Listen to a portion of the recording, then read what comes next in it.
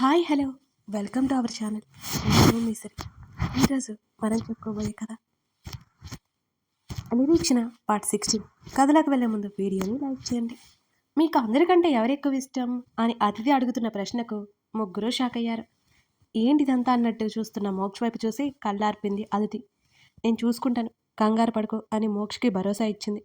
వాళ్ళ సైగల్లో వాళ్ళుండగానే నా భార్య అన్నాడు నారాయణ్. ముగ్గురు ఆశ్చర్యంగా చూశారు. వెంటనే తల తిప్పుకుంది ఇందిర. వావ్ అంకుల్ మీరు సూపర్ అని నవ్వుతూ క్లాప్స్ కొట్టింది అదితి. కంగారుగా తల్లి వైపు చూశాడు మోక్ష్. ఆంటీ ఇప్పుడు మీరు చెప్పండి అని అంది అదితి. అదితి నన్ను వదిలే అని అంది ఇందిర. కుదరదు, అంకుల్ కూడా చెప్పారు కాబట్టి మీరు కూడా చెప్పాల్సిందే అని తొందర చేసింది అదితి. అదితి వదిలేయమని చెప్పాను కదా అని కాస్త గట్టిగా చెప్పి అక్కడి నుంచి ఇందిర వెళ్ళిపోయింది. ఇందిర మాటలకు అదితి బాధపడుతుందని కంగారుగా చూశారు ఇద్దరు. అంకుల్ మీరంటే ఆంటీకి చాలా ప్రేమ ఉంది, మీ ప్రయత్నాన్ని ఎందుకు మానేశారు? మీరు మాట్లాడుతూ ఉంటేనే కదా ఆంటీ కూడా మీతో మాట్లాడేది. మౌనంగా ఉన్నారు, ఆంటీ మౌనంగా ఉంది. ఇన్నేళ్ల నుంచి అసలు ఎలా ఉన్నారు ఇలా అని నారాయణ వైపు చూసింది అదితి. తనతో మాట్లాడిన క్షణమే ఇంట్లో నుంచి వెళ్ళిపోతానంది. ఒకరోజు మోక్షని తీసుకుని వెళ్ళిపోవాలనుకుంది. తనకి నా ముఖం కూడా చూపించను, ఇంట్లోనే ఉండమని వేడుకున్నాను, అప్పుడు ఉంది అని నారాయణ అన్నాడు. తండ్రి గొంతులో స్పష్టంగా వినబడుతున్న బాధ మోక్షని కలిచివేసింది. అంకుల్ ఇప్పటికైనా చెప్తారా అసలు ఏం జరిగింది అని అడిగింది బాధపడుతున్న నారాయణ్ని చూస్తూ. బాధపడుతున్నట్టు ఆయన చేతి మీద చేయేసింది అదితి.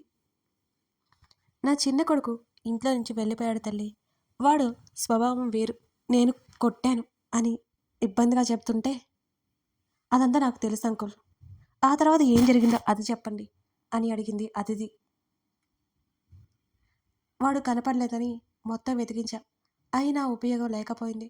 వాడి ఫోటో పోస్టర్ వేయించి నా కొడుక్కి నాకు అప్పగించి వాళ్ళకి 10 లక్షలు ఇస్తామని కూడా చెప్పాను, ఏం చేసినా ఉపయోగం లేకపోయింది అని కళ్ళకున్న గ్లాసెస్ తీసి కళ్ళు తుడుచుకున్నాడు నారాయణ్.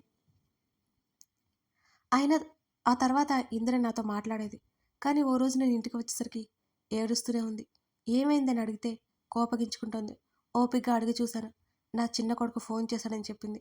ఎక్కడున్నాడో అని నేను ఆతృతగా సమాధానం ఇవ్వకుండా ఇంట్లోంచి వెళ్ళిపోతానని గొడవ చేసింది. బ్రతిమాలి తన్ని ఆపాను అని నారాయణ చెప్తుంటే, మీ చిన్న కొడుకు ఫోన్ చేశాడా, ఏం మాట్లాడాడు అని ఆతృతగా అడిగింది అదితి.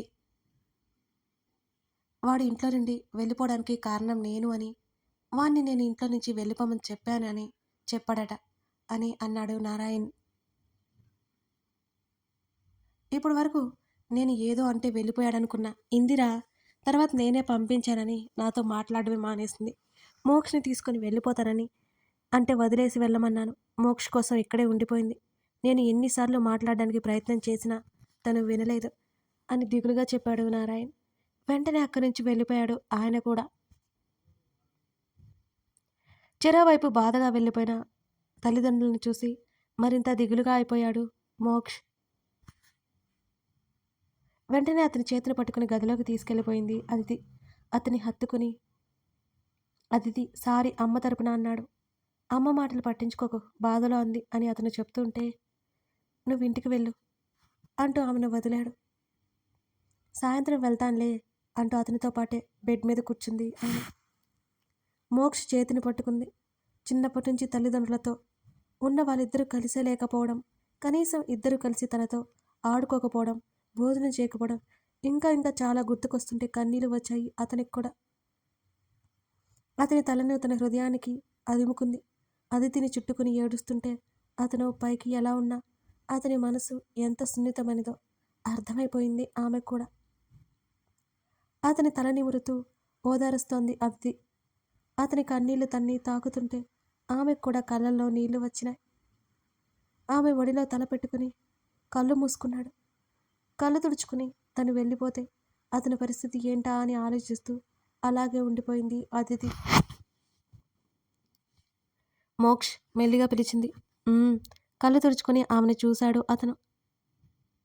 ఈ సమస్యకి పూర్తిగా పరిష్కారం ఆలోచిద్దాం. నువ్వు ఇలా దిగులు పడుతూ కూర్చోకు అని అంది అతని జుట్టు సవరిస్తూ. నీకు తెలియదు అదితి, చిన్నప్పటి నుంచి వాళ్ళిద్దరూ కలిసి ప్రేమగా నన్ను దగ్గరికి తీసుకుంటారని అనుకున్నాను. ఇద్దరికీ నా మీద ఎనలేని ప్రేమ ఉంది. కానీ విడివిడిగా చూపించే ప్రేమ నాకు నచ్చట్లేదు అని బేలగా అన్నాడు మోక్ష్. అతని చెంప మీద చేయి వేసి, నన్ను నమ్ము, ఇద్దరిని చిటుక్కున కలిపేద్దాం అని చెప్పింది. ఎలా అని అడిగాడు. అబ్బా అబ్బాయి, ఇప్పటికిప్పుడు సలహా ఎక్కడి నుంచి తేవాలి? కాస్త ఆగవయ్యా, ఆలోచించుకొనివ్వు అని అంది అదితి.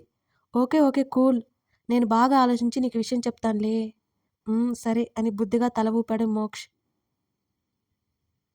ఆ రోజు రాత్రి మోక్ష్ గురించి ఆలోచిస్తోంది అదితి. చిన్నప్పటి నుంచి తల్లిదండ్రులు దగ్గరే ఉన్న ఎంత వేదన అనుభవిస్తూ పెరిగాడు. తన తల్లిదండ్రులకు దూరంగా ఉంది తను కూడా. వాళ్ళ ప్రేమ లేకపోతే ఆ బాధ ఏంటో తనకి బాగా తెలుసు. మోక్షకి అలాంటి పరిస్థితి రాకూడదు. అవును, రాకూడదు. తను ఏదో ఒకటి చేసైనా వాళ్ళ పేరెంట్స్ని మామూలయ్యేలా చేయాలి. తన వల్ల అవుతుందా? నన్ను ఏదో ఒకటి చేయాలి, తనే ఏదో ఒకటి చేయాలి. మరోవైపు సరయుని మోక్షని దగ్గర చేయాలి. అప్పుడే తను వెళ్ళిపోయినా మోక్ష్ వెంటనే కోలుకుంటాడు. సరయుకి కూడా మోక్ష్ అంటే చాలా ఇష్టం. ఇద్దరూ సంతోషంగా ఉంటారు. ఏదో ఆలోచన వచ్చినట్టుగా టక్కున మోక్షకి కాల్ చేసింది అదితి. హలో మోక్ష్, ఏం చేస్తున్నావు అని అడిగింది అదితి. టైం ఎంతందో చూసావా? అర్ధరాత్రి కాల్ చేసి ఏం చేస్తున్నావని అడుగుతున్నావా? గుర్తొచ్చానా బేబీ అన్నాడు నిద్రమత్తులో. షటప్ మోక్ష్, మిస్ అవుతున్నాను అని అస్సలు ఒప్పుకో కదా. విషయం ఏంటో చెప్పు అని అడిగాడు నవ్వుతూ. ఆంటీ అంకుల్ని కలపాలి అంటే ఒక ఐడియా వచ్చింది అని చెప్పింది. ఏంటది ఆతృతగా అడిగాడు. ఏంటి అంటే వాళ్ళిద్దరూ ఫ్రీగా మాట్లాడుకునేలా చేయాలి. ఇన్ని రోజులుగా ఒకరి మనసులో ఉన్న బాధ మరొకరు చెప్పుకునేలా చేయాలి. వారి భాగస్వామి ముందు వారి బాధనంతా బయట పెట్టేలా చేయాలి. అప్పుడే వాళ్ళు ఫ్రీ అవుతారు అని చెప్పింది. నువ్వు చెప్పింది బాగానే ఉంది కానీ ఎలా అని అడిగాడు మోక్ష్. ఆ మాత్రం తెలియలేదా నీకు? పెద్ద ఫోజు కొడతా అని అంది అదితి. మీరు గ్రేట్ అని ఒప్పుకుంటాను అదితి గారు. ఐడియా ఏదో చెప్పి పుణ్యం కట్టుకోండి అని అన్నాడు డ్రామాటిక్గా మోక్ష్. దీన్నే ఓవర్ యాక్షన్ అంటారు మా ఊర్లో అని చెప్పింది. ఏదో ఒకట్లే, ఇంతకీ ఏం చేయాలో అది చెప్పు ఫస్ట్ అని ఆతృతగా అడిగాడు. ఏముంది, ఇద్దరిని ఒక గదిలో పెట్టి లాక్ చేయి, ఆటోమేటిక్గా వాళ్ళే బయటపడతారు అని నవ్వింది. Are you serious? ఆశ్చర్యంగా అడిగాడు మోక్ష్. Yes uncle. మాట్లాడుతుంటే ఆంటీ తప్పించుకొని పారిపోలేదు కదా. అంతకంటే మంచి ఐడియా లేదు నా దగ్గర. నీ దగ్గర ఏమైనా ఉంటే నువ్వే ఇవ్వు అని చెప్పింది ఆమె. ఈ ఐడియా వర్కౌట్ అవుతుందంటావా? అనుమానంగా అడిగాడు మోక్ష్. ఏమో నాకేం తెలుసు, ముందైతే ప్రయత్నం చేయి. నాకు నమ్మకం ఉంది. ఇంకా ఆంటీకి అంకుల్ మీద ప్రేమ ఉంది కాబట్టి వదిలి వెళ్ళలేకపోతుంది. నిన్ను అడ్డు పెట్టుకుని అంకుల్ని చూస్తూ గడిపేస్తుంది. నీకు ఇది అర్థం కావట్లేదు అని చెప్పింది. ఏమో, వాళ్ళిద్దరూ హ్యాపీగా ఉంటే అది చాలు నాకు అని అన్నాడు మోక్ష్ ఉద్వేగంగా. డోంట్ వర్రీ, త్వరలోనే ఒకటవుతారు అని చెప్పింది. ఆ క్షణం కోసం నేను ఎదురు చూస్తూ ఉంటాను. సరే ఇక పడుకో, నాకు నిద్ర వస్తుంది. ఇంకాసేపు మాట్లాడొచ్చు కదా గారాలిపోతూ అడిగాడు మోక్ష్. నాకు నిద్ర వస్తుంది బాయ్. కాల్ కట్ చేసింది అదితి. రాక్షసి అని దిండిని హత్తుకుని పడుకున్నాడు మోక్ష్. అదితి ఐడియా ఇచ్చింది కానీ దాన్ని ఎలా అమలు చేయాలో అర్థం కాలేదు మోక్షకి. పని వాళ్ళందరినీ పంపించేశాడు. డాడీ, మీతో అమ్మ మాట్లాడుతుందంట, ఏదో ఇంపార్టెంట్ విషయం అది అని అన్నాడు తండ్రిని హత్తుకుంటూ. ఆయన నమ్మలేక ఆశ్చర్యంగా చూశాడు కొడుకు వైపు. నిజంగానా? నిజం చెప్తున్నావా? అదే ఆశ్చర్యంతో కొడుకుని అడిగాడు.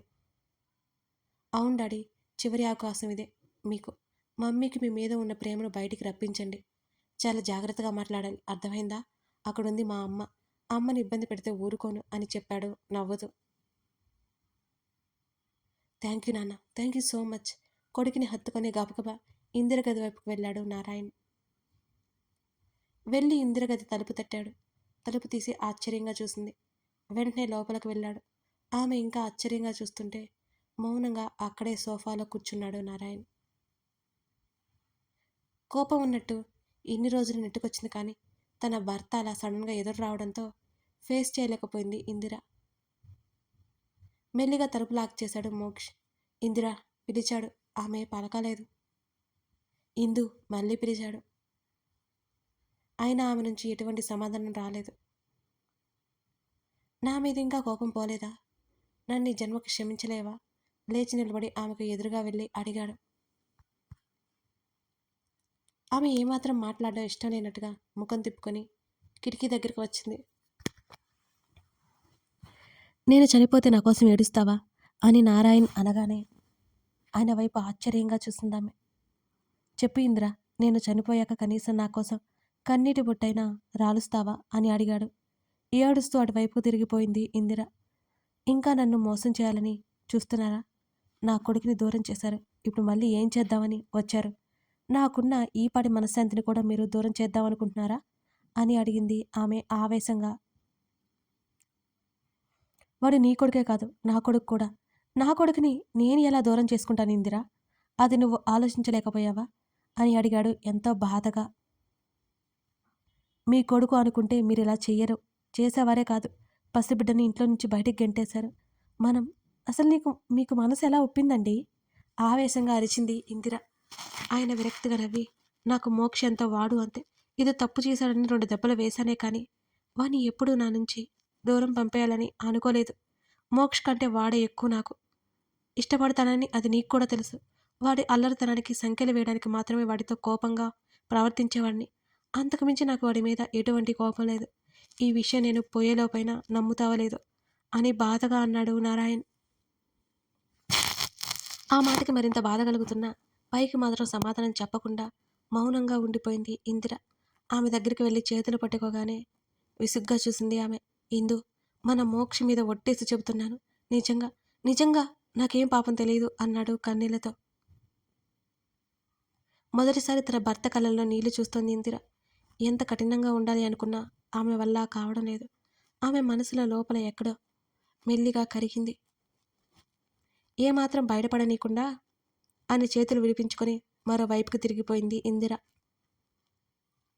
నువ్వు నా కళ్ళ ముందు ఉన్నావు కాబట్టి ఇన్ని రోజులైనా నేను బ్రతికున్నాను. ఈ వయసులో కూడా కనీసం భార్య ఆప్యాయమైన మాటకి నోచుకోలేని నా జన్మ వ్యర్థమే.